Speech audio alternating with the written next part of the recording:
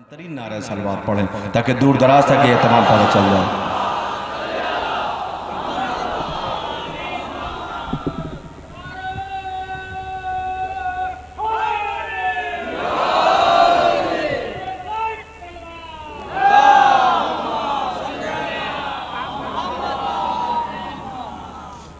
لا حول ولا قوة الا باللہ العلی العظیم حسبنا اللہ ونعم الوکیل نعم المولا ونعم النصیر الحمد للہ رب العالمین والصلاة والسلام علی اشرف الانبیاء والمرسلین خاتم النبیین سید المرسلین مولانا ومقتدانا ابی القاسم محمد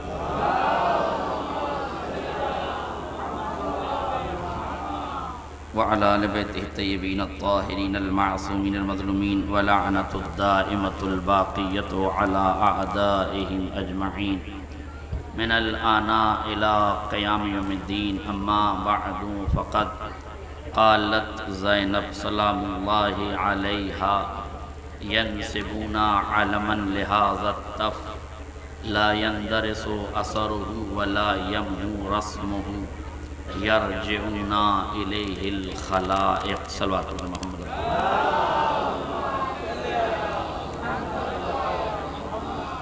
حضرات گرامی قدر بزرگان ملت دوستان عزیز جناب زینب اولیاء مقام عقیل بنی ہاشم کے جن معنی خیز کے قلوں کی تلاوت کا شرف حاصل کیا ہے وہ کس کیفیت اور کس وقت ارشاد فرمائے گئے، ذرا اس منظر کو ایک مرتبہ میرے لفظوں کے سہارے سمجھنے کی کوشش کیجیے، جذبات پہ کنٹرول کیجیے تو میں زینب اولیاء مقام کی حکمت، قیادت اور کربلا کے اس کاروان عصمت کو سنبھالنے کی کس طرح سے ذمہ داری نبھائی ہے وہ آپ کی خدمت میں عرض کر سکوں۔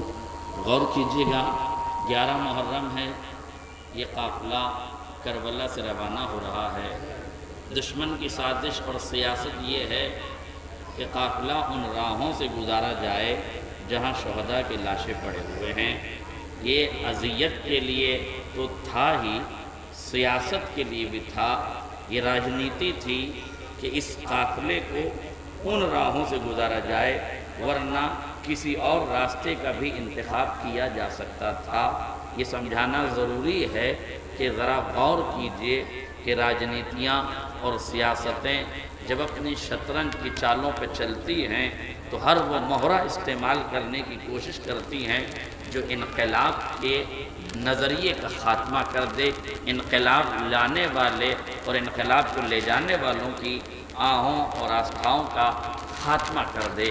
اس لیے سازشوں کے جال بنے جاتے ہیں، اس لیے ان راہوں سے گزارا گیا کہ جہاں شہداء کے لاشیں پڑے ہوئے تھے۔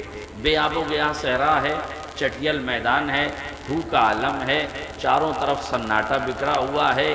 10 محرم کو لڑائی ختم ہوئی ہے، لڑائی کے ختم ہونے کے آثار ابھی ریگزار کربلا، سرزمین کربلا، کربلا کی پوتر دھرتی پر وہ آثار موجود ہیں جو جنگ کے ختم ہونے کے ہوتے ہیں۔ اسلحوں کے ٹکڑے پڑے ہوئے ہیں، کہیں تبل پڑے ہوئے ہیں، کہیں تلواروں کے ٹکڑے ہیں، کہیں تیروں کے پیکان ہیں۔ جا بجا سرزمین کربلا خون سے رنگین ہو چکی ہے اور کہیں اجساد طاہرہ کے ٹکڑے بکھرے ہوئے ہیں۔ اس حال میں ان راہوں سے قافلہ گزارا جا رہا ہے جہاں بچے تو بچے، بیویاں تو بیویاں، بیوائیں تو بیوائیں، یتیم تو یتیم، وقت کے امام کے چہرے پر بھی بشریت کے تقاضے سے اضمحلال ہے۔ ان کے بھی چہرے پہ ایک رنگ آتا ہے، دوسرا رنگ جاتا ہے، مگر کمال ہے علی کی بیٹی کا کہ وہ سید سجاد کے قریب جاتی ہیں، آنکھوں میں آنکھیں ڈالتی ہیں اور آواز دیتی ہیں، میرے لال سید سجاد، یہ چٹیل میدان نہ رہے گا، یہ ہو کا عالم باقی نہ رہے گا، یہ خوف و ہراس پھیلا نہیں رہے گا، یہ دھرتی اسی طرح رنگین نہیں رہے گی۔ ایک دن آئے گا جب اس زمین پر تیرے بابا کے نام کا علم نصب ہوگا، یہاں مزار بنے گا، مرقد بنے گا، مزار بنے گا، روزہ بنے گا، اور کائنات کی پاکیزہ ترین جبینیں یہاں دہلیز پر آئیں گی اور اپنی پیشانیوں کو جھکائیں گی۔ اس کو اثر کو مٹایا نہیں جا سکتا، اس کے وجود کو ختم نہیں کیا جا سکتا۔ یہ زینب کی لفظیں تھیں جو سید سجاد کو اطمینان دلانے کے ساتھ ساتھ ان یتیموں اور بیواؤں کو بھی اطمینان دلا رہی تھی، اور اس سازش کا، اس راجنیتی کا، اس سیاست کا جنازہ نکال رہی تھی جو یزیدیت نے سوچا تھا۔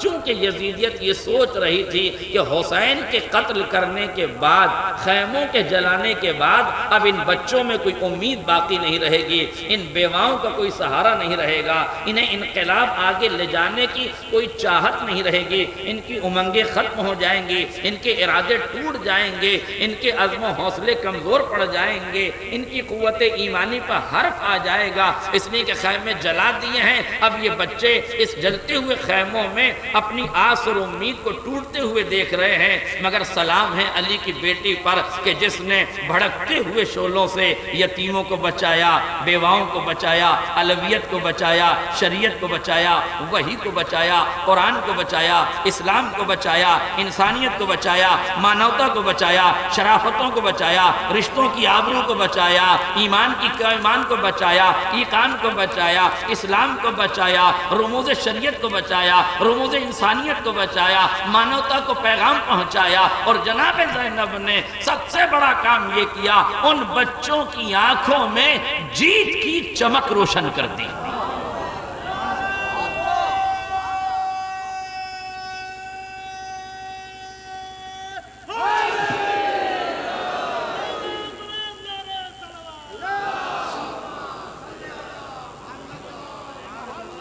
بہت جلدی ذرا اس مسئلے کو سمجھنے کی کوشش کیجئے، میں جو سمجھانا چاہتا ہوں۔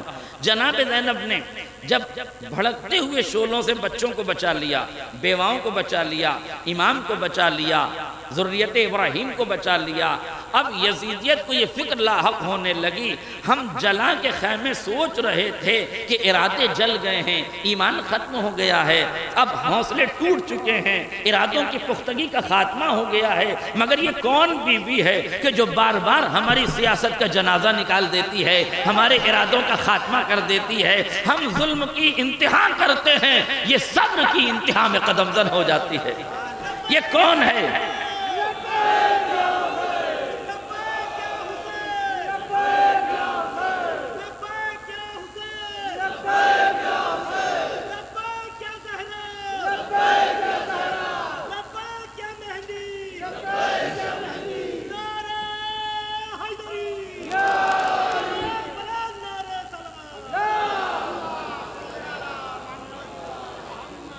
آپ یقین کیجئے اس قافلے کو کربلا تک لانے کے لیے، حسین کو شہید کرنے کے لیے یزید نے ہر وہ راجنیتی، ہر وہ نظریہ، ہر وہ طاقت، ہر وہ قوت جو اسے ضرورت تھی اس نے استعمال کی۔ سام، دام، دنڈ، بھید، چاروں راجنیتی کے اصولوں کو اس نے اپلائی کیا۔ جن کو خرید سکتا تھا خریدا گیا، جن کو سمجھا کر لا سکتا تھا لایا گیا، جنہیں تلوار کا خوف دلا سکتا تھا خوف دلایا گیا، جنہیں رازوں کی سیاست میں الجھا سکتا تھا ان کے رازوں کو محفوظ کیا۔ آچار چانکیہ نے سیاست کے 4 اصول بتائے تھے، سام، دام، دنڈ، بھید۔ سام سمجھانے کی سیاست، دام خریدنے کی سیاست، دنڈ مار اور خوف کی سیاست، دہشت کی سیاست، وحشت کی سیاست، دام بھید یعنی رازوں کی سیاست۔ یہ 4 سیاست کے اصول جس کے پاس ہو وہ جیت جاتا ہے۔ کوٹنیتی کا ہنر، آپس میں لڑوانے کا ہنر، امت کو کمزور کرنے کا ہنر، طاقتوں کو نیلام کرنے کا ہنر جس کے پاس ہو وہ جیت جاتا ہے۔ اس لیے یزید نے سوچا تھا میں نے حسین کی طاقت کو بکھیر دیا، حسین کو قتل کر دیا، بچوں کو یتیم کر دیا، عورتوں کو بیوہ کر دیا، خیموں میں آگ لگا دی، میں نے سام، دام، دنڈ، بھید سب کچھ کر لیا ہے، مگر علی کی بیٹی نے آواز دی جو راجنیتی کے اصولوں پہ چل کے حکومت کرتے ہیں وہ اور ہوتے ہیں جو تربیت کے اصولوں پہ چل کے ضمیروں پہ حکومت کرتے ہیں۔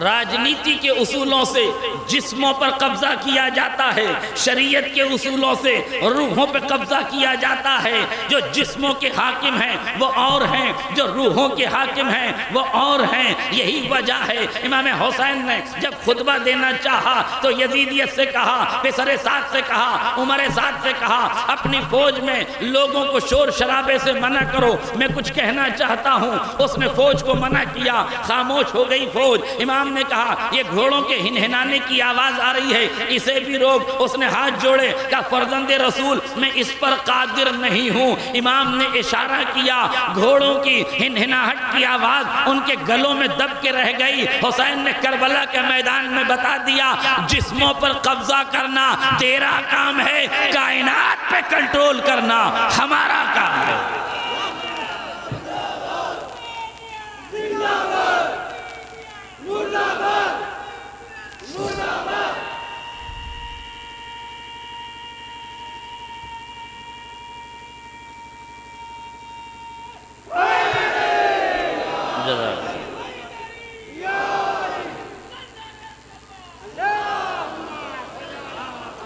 تو یزیدیت نے سوچا تھا کہ یہ بچے بیٹھ جائیں گے، یہ عورتیں نڈھال ہو جائیں گی، ان کے ارادے مزمحل ہو جائیں گی، ان کی قوت ایمانی کمزور پڑ جائے گی، مگر زینب نے بھڑکتے ہوئے شعلوں سے نکال لیا۔ تو پھر یزیدیت نے، پسر سعد نے راجنیتی کے دوسرے اصول پر عمل کیا۔ وہ یہ کیا کہ جب یہ راہوں سے گزارا جانے لگا تو پھر ان راہوں سے گزارا جہاں شہداء کے لاشیں بکھرے ہوئے ہیں، یہ دکھانے کے لیے کہ بچوں کی امیدیں ٹوٹ جائیں، ان کا منوبل ٹوٹ جائے، بیواؤں کی آس ختم ہو جائے، ان کی آسرے ختم ہو جائیں، ان کی امیدوں کا خاتمہ ہو جائے۔ مگر پھر زینب علیہ مقام نے سید سجاد کی آنکھوں میں آنکھیں ڈال کے کہا یہ چٹیل میدان ایسے نہیں رہے گا، یہاں روزہ بنے گا۔ بی بی کون ہے جو روزہ بنائے گا، مزار بنائے گا، عالی شان روزہ تعمیر کرے گا؟ کون ہے؟ یہ یتیم بچے بنائیں گے، یہ بیوائیں بنائیں گے، یہ خواتین بنائیں گی، یہ بیمار امام جس کے ہاتھوں میں ہتکڑیاں ہیں، پیروں میں بیڑیاں ہیں،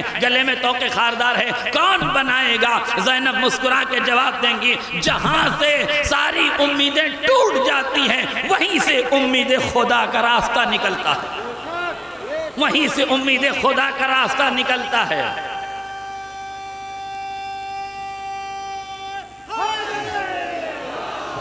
دیکھیے آپ کی محبتوں کا شکریہ، مگر مجھے وقت بہت کم ملا ہے۔ میں چاہتا ہوں کہ اپنے وقت میں ان باتوں کو مکمل کر دوں۔ میرے ساتھ آپ بھی پڑھ رہے ہیں تو والنٹیئر کو پتہ ہونا چاہیے کہ 25 منٹ میرے ہیں اور کچھ منٹ ان کے بھی ہیں۔ ایک صلوات پڑھ دیں محمد اور آل محمد۔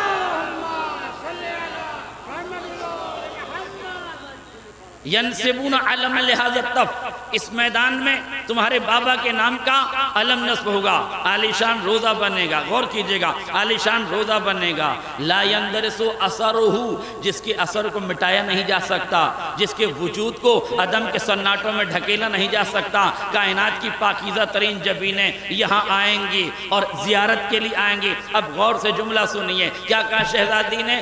اس کو مٹایا نہیں جا سکتا، اس کو دھسایا نہیں جا سکتا۔ یعنی جناب زینب سید سجاد کی آنکھوں میں آنکھیں ڈال کے خالی یہ نہیں کہہ رہی ہیں کہ روزہ بنے گا، بلکہ یہ بھی بتا رہی ہیں کہ جب روزہ بنے گا تو روزے کو ڈھانے کی سازشیں کی جائیں گی۔ بنی امیہ سے لے کر بنی عباس تک، بنی عباس سے لے کر آج تک جتنے حکمراں گزرے ہیں 16 مرتبہ 18 مرتبہ کوشش کی گئی قبر مٹائی جائے، نہر کاٹی گئی، حل چلایا گیا، طاقتیں لائی گئی، قوتیں لائی گئی، مگر دنیا نے دیکھا نہر کاٹنے والوں کے چہروں کا پانی اتر گیا۔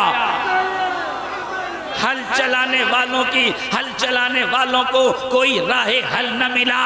حکومتیں پوری کوشش کرتی رہی نام حسین کو مٹانے کی، مگر خدا شاہد ہے، آسمان سے دیکھ رہے ہو، زمین پہ دنیا دیکھ رہی ہے، حکومتیں تاراج ہو گئی، قوتیں برباد ہو گئی، حکومتیں تاراج ہو گئی، سلطنتوں کا خاتمہ ہو گیا، افراد مٹ گئے، جتنے مٹانے والے آئے تھے خود مٹ گئے، جسے مٹانے آئے تھے وہ کل بھی باقی تھا، آج بھی باقی ہے، قیامت تک باقی رہے گا۔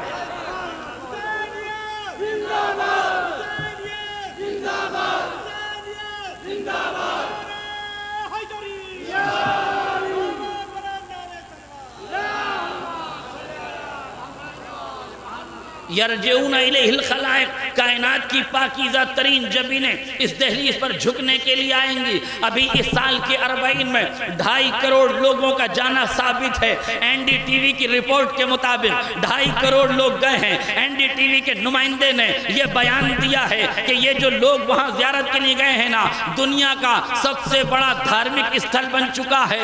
وہ زمین کہ جو بیاب و گیاہ تھی، جہاں لاشیں بکھرے ہوئے تھے، آج پوری کائنات سے لوگ زیارت کے لیے کیوں جا رہے ہیں؟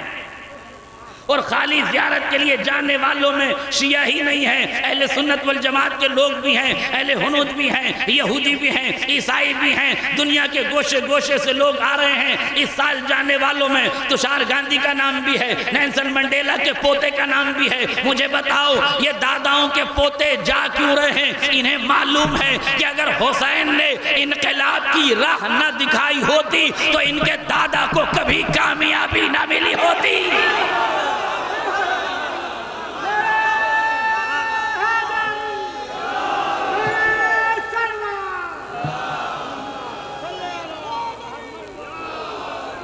تشار گاندھی کا جانا، گاندھی جی کے پوتے کا کربلا کی سرزمین پر اپنی آستھا کو پیش کرنا، شردھانجلی ارپت کرنا، اپنے وجود کے ساتھ وہاں جانا، حسین کی عظمت و بلندی کا اقرار کرنا، دلیل ہے اس بات کا کہ اسے معلوم ہے کہ میرے دادا کی نظر میں اگر کوئی ہیرو تھا تو وہ حسین ابن علی تھا۔ اس کے انقلاب کی کامیابی تھی، اس کا اخلاص تھا، اس کے اخلاص پہ نقش قدم پر قدم سے قدم ملائے ہوئے ہم چلے تو اس ملک کو غلامی کی زنجیروں سے آزاد کر دیا گیا۔ اب لفظیں بدل سکتا ہوں، یہ ملک غلام ہی رہتا اگر حسین نے آئینہ نہ دکھایا ہوتا۔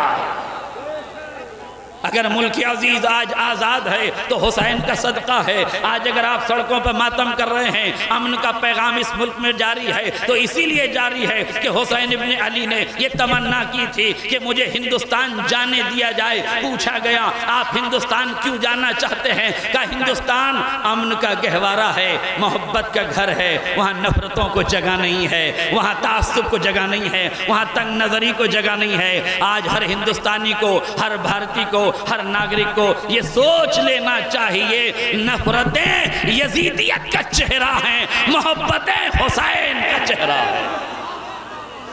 یاد رکھنا چاہیے اس سرزمین، اس پوتر دھرتی کے ہر سپوت کو یہ ماننا پڑے گا کہ نفرت راون کا آئینہ ہے، محبت رام کا راستہ ہے۔ اب رام راجیہ کی تمنا کرنے والوں کو انہیں سپورٹ کرنا چاہیے جو چوراہوں سے محبت کا اعلان کرتے ہیں، اور انہیں بند کر دینا چاہیے جو اسٹوڈیو میں بیٹھ کر مانوتا کے خلاف نفرت کا بیج بوتے ہیں۔ امن کی ملک کی امنیت کے لیے، سالمیت کے لیے، اس ملک کی محبت کے لیے، اس ملک کی بقا کے لیے محبتوں کا جاری رکھنا ضروری ہے، نفرتوں کا خاتمہ کرنا ضروری ہے۔ یہ جلوس اسی محبت کا اعلان کرتے ہیں۔ آپ جو لفظ یا حسین استعمال کرتے ہیں، آپ سمجھ رہے ہیں ہم جلوس لے کے چل رہے ہیں، بنولی سعادات میں جلوس جا رہا ہے، یا حسین کی صدائیں ہیں، دور دراز سے لوگ آ رہے ہیں، شیعوں میں انقلاب ہے، آواز حسین ہے۔ آپ کو پتا ہے اس آواز حسین کا اثر کیا ہے؟ سرزمین پاکستان میں جب ایک علاقے سے جلوس نکل رہا تھا، اسلام دشمن طاقتیں، آل سفیان کی نسلیں، توجہ کیجئے گا، آل سفیان کی نسلیں، سلفیت، وہابیت اور وہ لوگ کہ جن کا اسلام سے کوئی تعلق نہیں ہے، نفرت پرست افراد، نفرت کو پھیلانے والے لوگ، دہشت گرد اور آتنکوادیوں نے یہ اعتراض کیا ان راہوں سے حسین کا جلوس نہیں نکلے گا، پابندی لگائی جائے۔ آفیسر ذمہ دار آدمی سمجھدار تھا، اس نے دونوں فرقوں کو بلا کے بٹھا کے ان سے پوچھا جنہیں اعتراض تھا، ان سے کہا بھئی یہ جو جلوس لے کے جاتے ہیں یہ رسول کے نواسے کا جلوس ہے، علی مرتضیٰ کے بیٹے کا جلوس ہے، فاطمہ زہرا کے لال کا جلوس ہے، کیا تم رسول کو نہیں مانتے؟ کیا تم علی کو نہیں مانتے؟ کیا تم فاطمہ کو نہیں مانتے؟ جب تم سب کو مانتے ہو تو جلوس ان کا ہے، تمہیں کیا آپتی ہے؟ تمہیں کیا پریشانی ہے؟ تم کیوں اس پر اعتراض کر رہے ہو؟ تم کیوں روک رہے ہو؟ بتاؤ، سینہ ان کا، ماتم ان کا، سینہ ان کا، ہاتھ ان کا، آنکھیں ان کی، آنسو ان کا، خون ان کا، جگر ان کا، رونا ان کا، دولت ان کی، ثروت ان کی، بچے ان کے، محنت ان کی، لگن ان کا، شوق ان کا، سب کچھ ان کا ہے، تمہیں کیا پرابلم ہے؟ سنیے غور سے. اس نے کہا تمہیں کیا پرابلم ہے؟ ان کی آنکھیں ہیں، ان کے آنسو ہیں، ان کا جگر ہے، ان کا خون ہے، ان کا ماتم ہے، ان کے ہاتھ ہیں، ان کا سینہ ہے، ان کی خواتین ہیں، ان کے بچے ہیں. دن بھر چلیں، رات بھر چلیں، ہر وقت چلیں، تمہیں کیا پرابلم ہے؟ ان کے یا حسین کہنے سے تمہیں اعتراض کیوں ہو رہا ہے؟ اس نے کہا حضور بات یہ ہے، یہ تو ہماری گلیوں سے یا حسین کہہ کے چلے جاتے ہیں. ہمارے گھر کے چھوٹے چھوٹے بچے جب گھروں میں آتے ہیں تو یا حسین یا حسین یا حسین.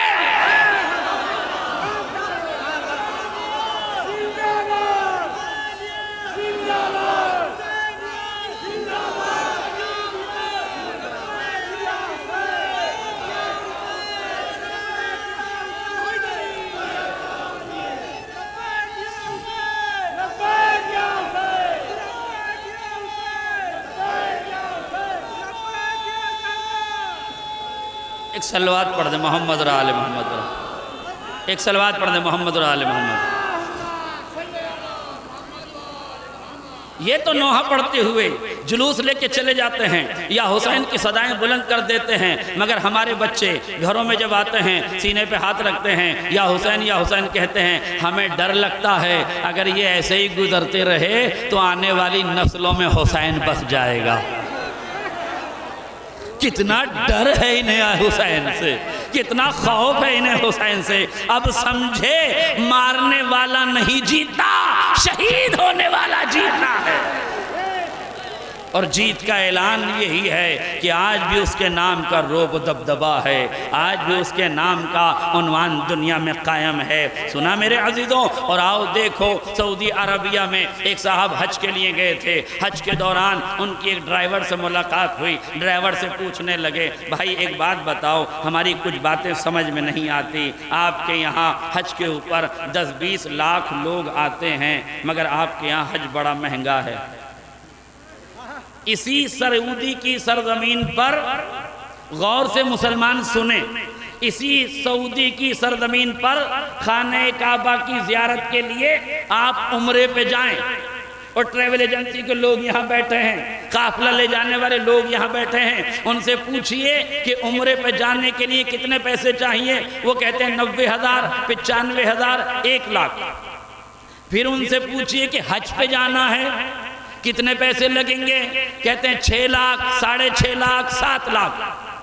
آپ نے غور نہیں کیا، عمرے کے اسی سرزمین پہ جانے کے 1 لاکھ روپے، اسی سرزمین پر حج کے لیے جانے کے 7 لاکھ روپے. یہ 6 گنا اماؤنٹ بڑھ کیسے گیا؟ نہیں توجہ کیا آپ نے؟ بس میں نے ختم کر دی دعا. یہ 6 گنا اماؤنٹ بڑھ کیسے گیا؟ اس ڈرائیور سے پوچھا، غور سے سنیے گا، اس سے پوچھا یہ بتاؤ تم نے کربلا بھی دیکھا ہوگا، 2.5 کروڑ لوگ زیارت اربعین کے لیے گئے ہیں. ایک سفر سے 20 سفر تک، نجف سے کربلا تک لوگوں کے لیے انتظام ہوتا ہے. بھوک بعد میں لگتی ہے، کھانا پہلے آتا ہے، پیاس بعد میں لگتی ہے، پانی پہلے آتا ہے، رہنے کی سوچتا بعد میں ہے، کھلے ہوئے گھر پہلے ملتے ہیں. پانی فری ہے، کھانا فری ہے، رہنا فری ہے، خدمتیں فری ہیں. اب بتاؤ 2.5 کروڑ کا مجمع، 1 پیسہ کسی کا خرچ نہیں ہوتا، 10-20 لاکھ لوگ آتے ہیں، 1 لاکھ کی جگہ 7 لاکھ حج پہ لیا جاتا ہے. یہ ہو کیا رہا ہے؟ اس نے کہا قبلہ انصاف کی بات یہ ہے، ہم 1 مہینہ حج کے موقع پر اتنا کماتے ہیں کہ پورا سعودیہ 11 مہینے بیٹھ کے کھاتا ہے. سنیے پار، ہم 1 مہینہ حج میں اتنا کماتے ہیں کہ پورا آل سعود 11 مہینے بیٹھ کے کھاتا ہے. مگر سلام ہے عراقی قوم پر، وہ 11 مہینے کماتی ہے، 1 مہینہ لٹاتی ہے. کیا لوٹنے والے!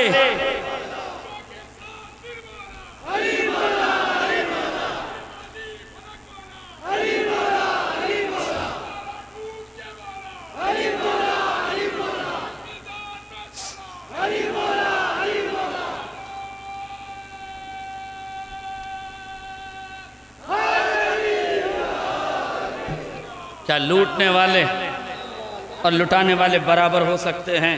حل یستوی الاعمی والبصیر، کیا اندھا اور دیکھنے والا برابر ہو سکتا ہے؟ حل یستوی الظل والحرور، کیا سورج اور سایہ برابر ہو سکتا ہے؟ میرے عزیزوں بس ایک جملہ اور سن لیجئے، یہیں سے ربط مصائب ہے۔ پوری کائنات میں ہر بندہ جہاں بھی جاتا ہے وہ یہی دیکھتا ہے کہ ہر مذہب میں، ہر علاقے میں، ہر زمین پر، ہر جگہ کھانے والا شکریہ ادا کرتا ہے۔ نہیں توجہ کی آپ نے؟ ہر جگہ ہوٹل میں آپ جاتے ہیں اپنے پیسے سے کھاتے ہیں لیکن شکریہ ادا کرتے ہیں، تھینک یو۔ کسی نے پانی لایا، دھنیہ واد۔ کسی نے آپ سے کچھ کہہ دیا، شکریہ۔ راستہ بتایا، شکریہ۔ ایک صلوات پڑھ دیں محمد اور آل محمد۔ آپ متوجہ رہیں، بنی ہاشم کا ذکر ہو تو آل سفیان آ ہی جاتے ہیں۔ صلوات پڑھیں محمد اور آل محمد۔ ہر جگہ کھانے والے شکریہ ادا کرتے ہیں، کھانے والے شکریہ ادا کرتے ہیں، پینے والے شکریہ ادا کرتے ہیں، مگر یہ تنہا سرزمین کربلا ہے جہاں کھانے والے نہیں کھلانے والے شکریہ ادا کرتے ہیں۔ ظاہر تیرا شکریہ تو نے ہمارا پانی پی لیا، ظاہر تیرا شکریہ تو نے ہمارا کھانا کھا لیا۔ اللہ جو 3 دن کا بھوکا پیاسا ریگزار کربلا پہ ذبح کیا گیا تھا، آج وہ حسین اس کی سرزمین پر جانے والے جا رہے ہیں۔ میرے عزیزوں ایام عزا کا آخری دن ہے نا، کل سے امام باڑوں کی رونقیں رخصت ہو جائیں گی۔ جب ہم جائیں گے تو ہمیں عجیب سا نظر آئے گا۔ ابھی ذیشان بھائی کہہ رہے تھے نا، جیسے جیسے دن ڈھل رہا ہے ایسا لگتا ہے کوئی دولت لٹ رہی ہے۔ جانتے ہیں کون سی دولت؟ دولت کون سی لٹ رہی ہے؟ حسین کے آنے سے جو سکون ملا تھا نا، وہ سکون رخصت ہو رہا ہے، وہ اطمینان جا رہا ہے، وہ حفاظت جا رہی ہے۔ میرے عزیزو ایک جملہ یاد رکھنا، یہ عزاداری تمہارا سرکشا کوچ ہے۔ اس عزاداری کو وفاداری کے ساتھ نبھاتے رہنا، دشمنوں سے تمہاری حفاظت ہوتی رہے گی، مگر خبردار اس کے ساتھ غداری نہ کرنا، اس کے ساتھ غداری نہ کرنا، اس لیے کہ جب تمہیں سب چھوڑ دیں گے نا تب تمہیں حسین نہیں چھوڑے گا۔ سب چھوڑ دیں گے، حسین نہیں چھوڑے گا۔ یورپ میں ایک مینٹل ہاسپٹل ہے، اس مینٹل ہاسپٹل میں ایک انجمن عاشور کے دن ماتم کرنے کے لیے گئی۔ انجمن کے انچارج سے ملی، کہتی ہم اس پاگل خانے میں، اس مینٹل ہاسپٹل میں ہم نوحہ پڑھنا چاہتے ہیں۔ انہوں نے کہا یہ تو سب دیوانے ہیں، تم نوحہ پڑھ کے کیا کرو گے؟ کہا ہم ذکر حسین ہر علاقے میں برپا کرنا چاہتے ہیں، ہم نوحوں کی اجازت دے دیجئے۔ کسی نے پوچھا کیا ان میں کوئی شیعہ ہے؟ کہ مذہب کا تعلق عقل سے ہوتا ہے، ان کے پاس عقل نہیں ہے نا، تو مذہب کی بات نہ کرو، مانوتا انسانیت کے عنوان سے آپ ذکر کر دو۔ نوحہ شروع کیا، انجمن نے صدا پڑھی، صدا کے بعد نوحہ شروع کیا۔ سارے پاگل اور دیوانے اپنے اپنے کاموں میں مست و مگن تھے، مگر ایک دیوانہ تھا جو اس قید میں، اس جیل میں کونے میں بیٹھا تھا۔ جیسے ہی یا حسین کی آواز سنی، ہاتھ سینے پہ رکھا، آنکھوں سے آنسوؤں کا سیلاب جاری ہوا، لبوں پہ یا حسین کا کلمہ جاری ہوا، اور دھیرے دھیرے آہستہ آہستہ عزت و احترام کے ساتھ انجمن کے قریب کھڑا ہو گیا۔ یہ ماتم کرتے رہے، وہ آہستہ سے سینے پہ ہاتھ مارتا رہا، وہ روتے رہے، یہ بھی روتا رہا، وہ نوحہ پڑھتے رہے، یہ یا حسین کہتا رہا۔ انجمن نے نوحہ ختم کیا، دیوانہ دیوانوں میں جا کے مل گیا۔ انجمن جانے لگی، انچارج سے کہا ہم کسی اور کا شناختی کارڈ نہیں دیکھنا چاہتے، اس بندے کا شناختی کارڈ ہمیں دکھا دے، ہمیں لگتا ہے یہ شیعہ ہے۔ اس نے رجسٹر کھولا، کیا دیکھا؟ وہ شیعہ نوجوان تھا۔ اب سنو، عقل نے ساتھ چھوڑا تو پالنے والی ماں نے ساتھ چھوڑ دیا، قید خانے میں بھیج دیا، پاگل خانے میں بھیج دیا، بہن نے ساتھ چھوڑ دیا، باپ نے ساتھ چھوڑ دیا، بھائیوں نے ساتھ چھوڑ دیا۔ عقل نے کیا ساتھ چھوڑا؟ شریک حیات نے ساتھ چھوڑ دیا، اولاد نے ساتھ چھوڑ دیا، عقل نے ساتھ چھوڑ دیا۔ مگر آپ نے محسوس کیا جب سب ساتھ چھوڑ دیتے ہیں تب دلوں میں حسین بستے ہیں۔ حسین کبھی ساتھ نہیں چھوڑتے، دیوانہ ہے مگر شعور میں حسین ہے، تحت شعور میں حسین ہے، آہوں میں حسین ہے، سانسوں میں حسین ہے۔ جب حسین وجود میں بس جائے نا تو یا حسین کے کلمے کی صدا عبادت بن جاتی ہے۔ یہ رسم نہیں ہے، یہ رواج نہیں ہے، گھبرانا نہیں۔ تمہارے مقابلے میں پوری دنیا کھڑی ہو جائے نا، سیاستیں کبھی جیتتی نہیں ہیں، عبادتیں کبھی ہارتی نہیں ہیں۔ پریشان نہ ہونا، بس خلوص کے ساتھ، اطمینان کے ساتھ، حسین کے لیے، ریاکاری کے لیے نہیں، دکھانے کے لیے نہیں، حسین کے لیے ماتم کرتے رہنا، روتے رہنا، جلوس نکالتے رہنا۔ جب بندے نہیں آئیں گے فرشتے آئیں گے، جب فرشتے نہیں آئیں گے تو شہدائے کربلا خود آئیں گے، تمہاری عزا برباد نہیں ہونے دیں گے۔ مولا حسین، اس واقعے سے ہمیں ایک سبق مل گیا، اب یقین ہو گیا کہ جب ہمیں سب چھوڑ کے چلے جائیں گے تو آپ ضرور آ جائیں گے۔ مولا یقین ہو گیا، قبر میں جب ماں باپ چھوڑ دیں گے، اولاد چھوڑ دے گی، رشتہ دار چھوڑ دیں گے، ایک ہی سہارا ہوگا، وہ سہارا حسین کا سہارا۔ تمہاری شب بیداریاں برباد نہ ہوں گی، تمہارے جلوس برباد نہ ہوں گے، حسین تاریکی قبر میں تمہارے پاس آئیں گے، سید سجاد تمہارے ساتھ ہوں گے، ہاں ایک یتیم سکینہ تمہارے ساتھ ہوگی، ٹوٹی ہوئی پسلیوں کی ماں جناب زہرا تمہارے ساتھ۔ بس عزیزو ختم کر دی میں نے دعا۔ یہ لٹا ہوا قافلہ جب کربلا سے مدینے سے کربلا اور کربلا سے جب یہ مدینے پہنچا ہے نا تو جناب محمد حنفیہ سید سجاد کے قریب آتے ہیں، جیسے ہی گلے سے لگانا چاہتے ہیں امام پیچھے ہٹتے ہیں، ایک چیخ مار کے پیچھے ہٹے۔ فرط محبت میں محمد حنفیہ نے کلیجے سے لگایا، سید سجاد نے ہاتھوں کو جوڑ کے کہا چچا پیچھے ہٹ جائیے۔ سمجھ میں نہیں آیا، دنیا سمجھ نہیں پا رہی تھی سید سجاد نے ایسا کیوں کہا۔ سنیں گے جب یزید نے، بس آخری روایت، جب یزید نے رہائی کا حکم دیا ہے اور امام کو بلایا، کہا ہم آپ کو رہا کرتے ہیں، آپ کو اختیار ہے، چاہے یہاں رہیے، چاہے مدینے میں رہیے، چاہے کربلا چلے جائیے۔ امام نے کہا پھوپھی اماں سے پوچھ کے بتائیں گے، بس آخری فقرے، پھوپھی اماں سے پوچھ کے بتائیں گے۔ اس نے کہا ٹھیک ہے۔ حداد کو بلایا، لوہار کو بلایا، لوہار کو بلا کے کہتا ہے اس قیدی کی ہتکڑیاں کاٹ دے، اس کی بیڑیاں کاٹ دے۔ سنو میرے عزیزوں، آپ دھوپ میں بیٹھے ہو نا، ایک جملہ ضرور سن لو، زہرا تمہارے آنے کو قبول فرمائیں۔ سیدہ اس گرمی میں تم بیٹھے ہو، خدا تمہیں محشر کی گرمی سے محفوظ کر دے، خدا اس عبادت کو قبول کر دے، تمہارے عمل کو خدا قبول کر لے۔ اتنا بہترین انتظام تم نے کیا ہے، خدا ان جوانوں کو سلامت رکھے، ان ماؤں کو سلامت رکھے، ان بزرگوں کو سلامت رکھے جنہوں نے اس طرح کے پروگراموں کی بنیادیں رکھی ہے۔ بس آخری فقرے سن لو، سید سجاد کی ہتکڑیوں کو کاٹ دے۔ لوہا آیا، امام سے کہتا ہے ذرا آستین الٹیے گا۔ امام نے جیسے ہی آستین اوپر کی، لوہار چیخ مار کے پیچھے ہٹ گیا۔ یزید کہتا ہے کیا دیکھ لیا جو چیخ مارا؟ کہا امیر میں نے دیکھا کہ یہ جو ہتکڑی پہنے ہوئے ہے یہ لوہے کی نہیں فولاد کی ہے۔ فولاد کی خاصیت یہ ہے کہ جب آدمی دھوپ میں چلتا ہے تو یہ لوہا اتنا گرم ہو جاتا ہے کہ جسم کے حصوں کو کھانے لگتا ہے۔ امیر میں نے دیکھا اس کے ہاتھوں کا گوشت اس کی ہتکڑیوں نے کھا لی ہے، اس کی جلد جل چکی ہے۔ یہی وجہ ہے جب پانچویں امام سے پوچھا مولا اگر ایک کا سیاب راہ کوفہ و شام میں مل جاتا تو آپ کیا کرتے؟ امام نے فرمایا ایک کوزہ آب کا مل جاتا تو میں اپنے بابا کی ہتکڑیوں پہ ڈال دیتا، میں اپنے بابا کی ہتکڑیوں پہ ڈال دیتا۔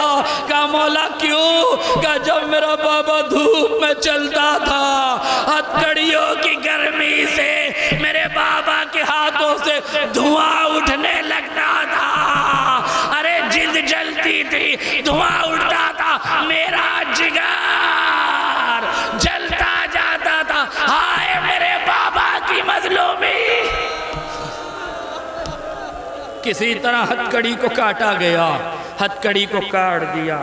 اب روایت کہتی ہے یزید نے کہا حداد لوہار اب دونوں ہاتھوں کی ہتکڑیاں کاٹ چکا؟ کہا ہاں۔ کہا اب اس کے پیروں کی بیڑیاں بھی کاٹ دے۔ حداد نیچے بیٹھا، لوہار نیچے بیٹھا، امام نے ابا کے زاویے کو ذرا سا اوپر کیا، چیخ مار کے لوہار پیچھے ہٹے۔ یزید نے کہا لوہار میں تو سمجھتا تھا تیرا جگر بھی لوہے کا ہے، تو بار بار چیخ کیوں مار رہا ہے؟ کہتے ہیں لوہار نے ہاتھ جوڑ کے کہا امیر میں نے ہزاروں بیڑیاں کاٹی، ہزاروں ہتکڑیاں کاٹی، مگر کائنات کا ایسا مظلوم قیدی میں نے نہیں دیکھا، اتنا مظلوم قیدی میں نے آج تک نہیں دیکھا۔ کہا تو نے کیا دیکھا؟ جملہ سنیے، لوہار کہتا ہے، حداد کہتا ہے امیر میں نے دیکھا اس کے پیر کی بیڑی نے اس کے پیر کے گوشت کو کھا لیا، اس کی ہڈی میں جگہ بنا لی ہے۔ امیر بتا میں ہڈی توڑوں یا اس کی بیڑی کاٹوں؟ یزید کہتا بیڑیاں کاٹنے کا حکم دیا ہے، بیڑیاں کاٹو۔ اگر لوہار کی بات پہ یقین نہ ہونا تو زیارت ناہیہ پڑھو، امام زمانہ فرماتے ہیں سلام اس مظلوم قیدی پر جس کے پیروں کا گوشت اس کی بیڑیوں نے کھا لیا تھا،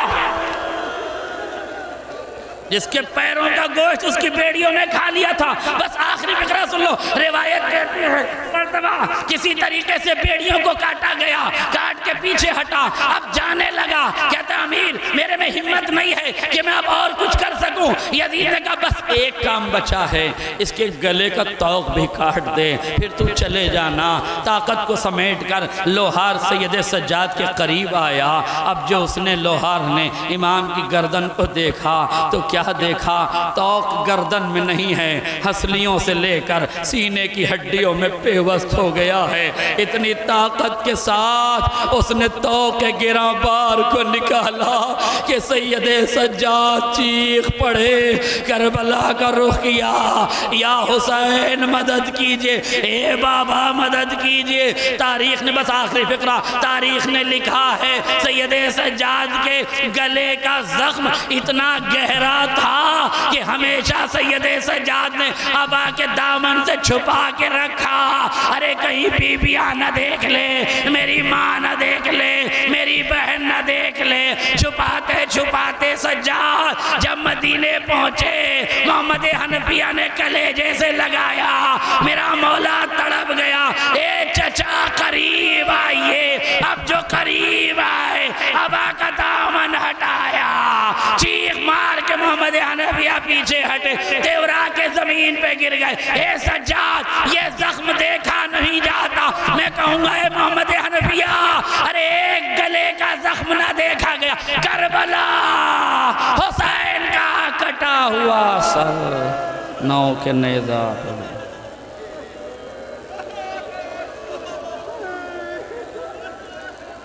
ماتم حسین۔